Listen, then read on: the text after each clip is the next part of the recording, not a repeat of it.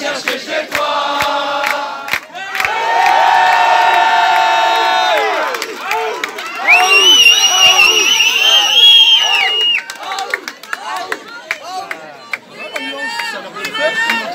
Ah bah avec la con, c'est la fête, hein. Mais je vais vous dire quelques mots.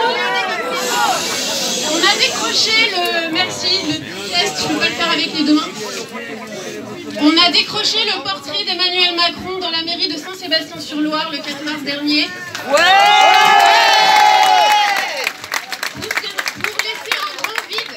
Ce grand vide, c'est le vide de la réponse politique face à l'affaire du siècle. L'attaque en justice des Français face à ce gouvernement qui ne fait rien. 2 millions de personnes ont signé cette pétition et la réponse a été nulle. Absence totale, grand vide. Ce vide, c'est aussi l'absence de réponse. Face à 21 semaines de mobilisation des Français pour la justice sociale, ça ne peut plus durer comme ça. Et donc nous avons choisi de l'inviter aujourd'hui à l'Assemblée des Assemblées des Gilets jaunes.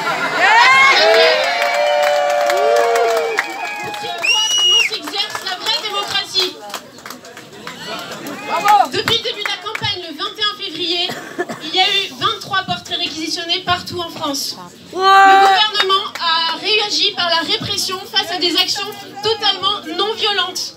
43 activistes auditionnés, 17 perquisitions, 23 gardes à vue de militants non violents, 4 procès pour 20 activistes jusqu'à présent.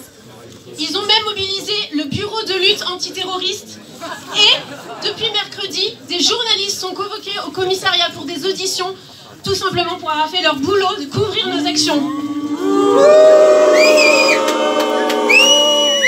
La répression, c'est la seule réponse du gouvernement. Lui qui demande des actions concrètes, il devrait plutôt faire le bilan de ses propres actions. Des militants climat non violents sont en procès, en garde à vue, des gilets jaunes éborgnés, des mains arrachées, un décès. Ça suffit. Il y a du monde derrière aussi. Oui. Macron doit voir tout le monde.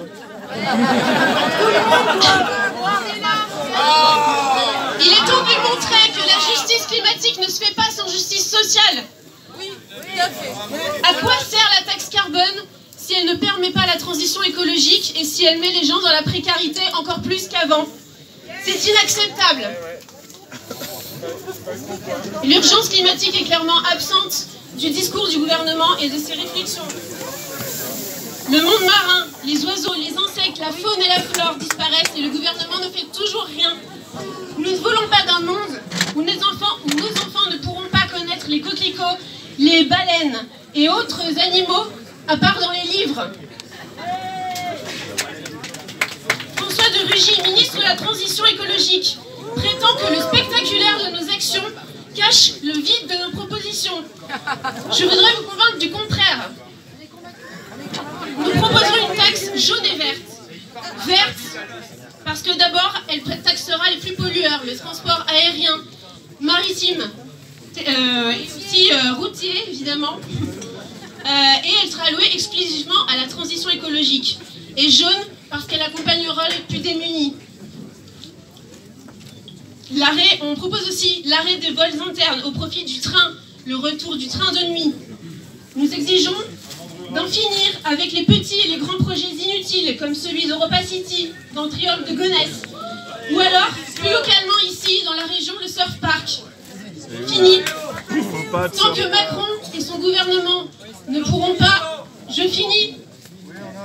On est plus déterminés que jamais. On n'arrêtera pas tant que le gouvernement ne prend pas des mesures vraiment très intéressantes pour le climat. Et on vous invite tous, gilets jaunes, militants climat, tous les citoyens, à venir le 19 avril à Paris pour bloquer la République des pollueurs. C'est la plus grande action de désobéissance civile que la France aura jamais vue.